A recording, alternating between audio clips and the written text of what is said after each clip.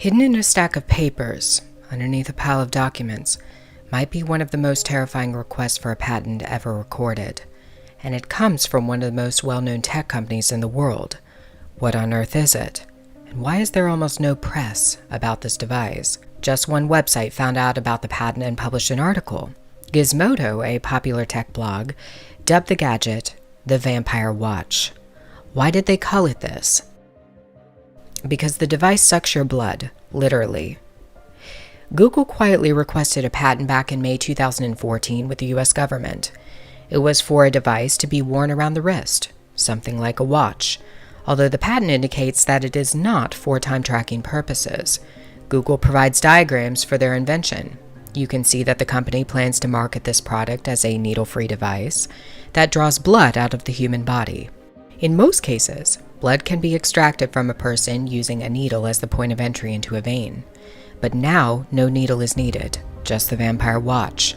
Google happily boasts that the device can be used to analyze and track just about everything that goes on inside of the body, such as hormone levels, enzymes, reagents, proteins, cells and molecules including blood glucose. Most people would think that such a device would be beneficial for diabetic patients who must check their blood sugars routinely.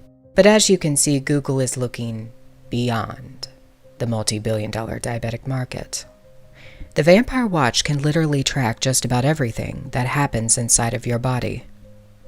Before you say that this is a good thing, that this device could save countless lives, consider what it could potentially open up. Tech companies have already led the way in the largest violation of privacy rights in the history of the world. The very notion of privacy has been stripped from the World Wide Web. There is no such thing. It doesn't exist. Leaders of tech companies have been complicit in the hostile takeover of privacy rights by the US government. It is known that the NSA has collected billions and billions of pieces of data on US citizens and even citizens in many other countries. Vast quantities of bulk data on billions of people, their online purchases, their surfing, their thoughts and ideas, their selfies, their videos, their expressed opinions. All of this data has been provided to the National Security Administration by companies like Facebook, Yahoo, Apple, and Google. And now to the NSA. The NSA's top lawyer says internet and tech companies did in fact know about the agency's data collection program known as PRISM. Since the news broke last summer, companies like Facebook, Google, and Apple denied any knowledge of PRISM. But at a recent hearing, NSA General Counsel Rajath Dey said that's not true. Listen to this exchange between him and a member of the Privacy and Civil Liberties Oversight Board. Early on in the debate, there were some statements by companies who may or may not have been involved in the program saying, well, we never heard of PRISM. But whether they ever heard of PRISM, any company that was from whom information was being obtained under 702 knew that it was being obtained. Correct. PRISM is just an internal government term that as a result of the leaks became a public term, but collection under this program is done pursuant to compulsory legal process that any recipient company would have received. Google knowingly provided billions of pieces of data to the NSA, and then they tried to deny that they had ever done such a thing. So will you now trust them with your most personal data, your very blood matrix?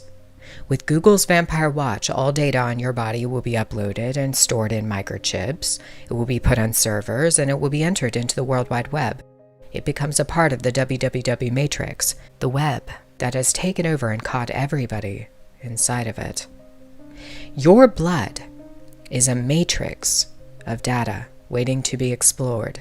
It has always been my opinion that the flesh and blood of the human body is the last thing to be completely controlled by the beast system that is now in place. Everything else is fully under the beast's dominion. Your body, which is the temple of God, is the only thing left. And they want ownership of it, ownership of you. They want to collect every aspect of data about your personal matrix and to connect it to the larger one that they have created. That is the sole function of many of these mega tech companies. They work for the beast. It's in their logos. Just take a look. These companies, including Google, know the trend. They know what's coming in the future. Your DNA must be brought in, introduced. It must be programmed into the larger net matrix. This is the reason the vampire watch is such a terrifying apparatus. Your body becomes hardwired to the web, and all of the data about your flesh and blood becomes absorbed into the matrix. We have been warned that such a time is coming. The book of Revelation, chapter 13, speaks of a mark that will be placed in a very specific location, on the right hand or on the forehead. Without this mark, a person cannot buy or sell. He cannot conduct any type of commerce. Was Revelation prophesying the hardwiring of every person upon the earth to the matrix? That a technology would be utilized to bring all into the 666 web they have built?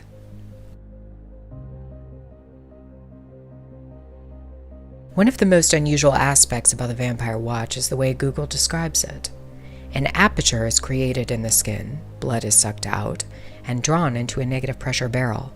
According to Google, the watch functions like a miniature particle accelerator, in which hyperspeeds are used to collect the blood.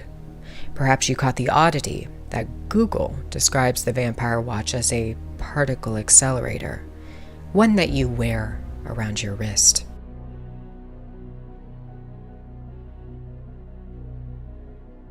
There is another, more well-known particle accelerator that has been the subject of controversy for many years. The most famous and largest accelerator in the world is the Large Hadron Collider at CERN, and they too are trying to open up an aperture using hyperspeeds. It will serve as a portal to another dimension, or so they say. CERN's attempt to open up black holes has sparked warnings from some of the most famous scientists in the world, including cosmologist Stephen Hawking. There could be something on the other side of this aperture. I do think people should be very cautious about purchasing a particle accelerator called the Vampire Watch that can extract blood from you using hyperspeeds instead of a needle. This device sounds like a miniature version of wearing CERN around your wrist.